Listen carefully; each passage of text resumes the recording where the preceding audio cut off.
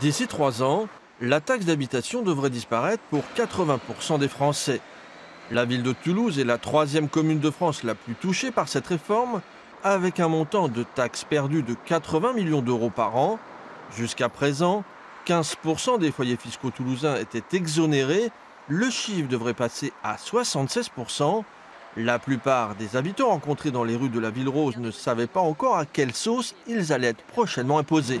J'en ai entendu parler aux actualités, mais je ne sais pas si moi, je serais concernée. Non, à vrai dire, on ne s'est pas encore posé la question là-dessus. Ce serait pas mal, oui. Faut voir si ça passe ou pas. Alors au départ, je pensais, vu que il avait dit que c'était 80% des Français qui la paieraient plus, et je pense qu'on va être très nombreux à la payer, oui. Très populaire parmi les contribuables, cette promesse de campagne a suscité de vives inquiétudes chez les élus locaux.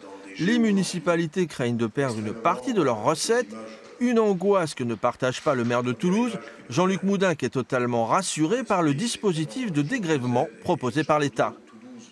Ce que je considère, c'est que ça devient quand même assez choquant qu'un impôt soit maintenu, un impôt banal comme la taxe d'habitation, soit maintenu pour 20% des Français seulement.